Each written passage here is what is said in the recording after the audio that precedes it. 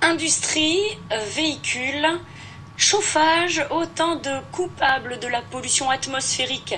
Un problème endémique dans notre région où Marseille fait figure de mauvais élève. La ville la plus polluée de France, selon une étude récente, tente péniblement d'inverser la tendance en imposant aux automobilistes une limitation de vitesse drastique. Un dossier préparé par Anne-Sophie Maxime et Emmanuel Zini. Voilà, regardez la pollution, ce qu'on respire. Jocelyne habite à quelques mètres de l'une des voies les plus polluées de France, la passerelle de Plombières à Marseille. C'est un des axes d'entrée dans la ville. Ici, près de 90 000 véhicules circulent chaque jour. Première victime, les habitants qui respirent quotidiennement les rejets des pots d'échappement. La pollution, est-ce qu'il y en a de plus en plus? Plus de gens font des allergies, de l'asthme, les yeux qui pleurent, le nez qui coule. Et à part de vivre avec un masque sur le visage, je ne vois pas ce qu'on peut faire nous. Parce que du bruit, on se protège, mais de la pollution. Une pollution visible à l'œil nu sur les façades noircies des immeubles. Et partout dans le quartier, c'est le même constat.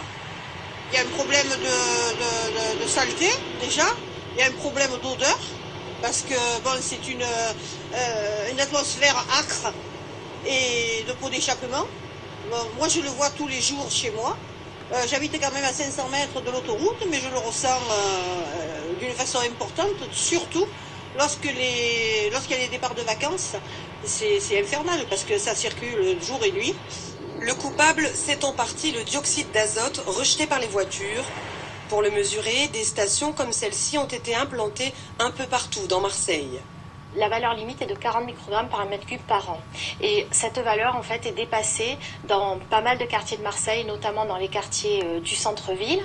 Donc cette norme est dépassée essentiellement dans le centre-ville, là où on a des tons un petit peu plus rouges, mais également sur tous les axes de trafic, que ce soit les autoroutes, les pénétrantes ou les axes drainants, avec beaucoup de véhicules jour. Voitures, mais également industrie et chauffage, les émissions de particules seraient responsables de 42 000 morts par an en France. Le docteur Patrice Halimi tire la sonnette d'alarme depuis de nombreuses années. L'espérance de vie des Marseillais serait réduite de 8 mois selon lui à cause de la pollution.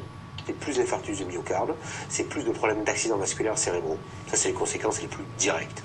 Vous avez des conséquences à plus long terme, direct aussi, qui sont l'augmentation des risques des cancers du poumon, l'augmentation des fausses couches pour les dames enceintes, l'augmentation du risque de survenue de maladies, notamment pour les enfants. On sait que les enfants qui vivent près des axes routiers ont plus de risques d'avoir des problèmes respiratoires à l'âge adulte.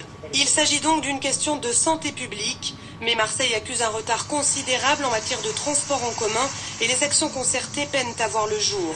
Dans les Bouches-du-Rhône, on teste depuis cet été la limitation de vitesse sur la plupart des grands axes périurbains. Les rejets auraient déjà baissé de 1%.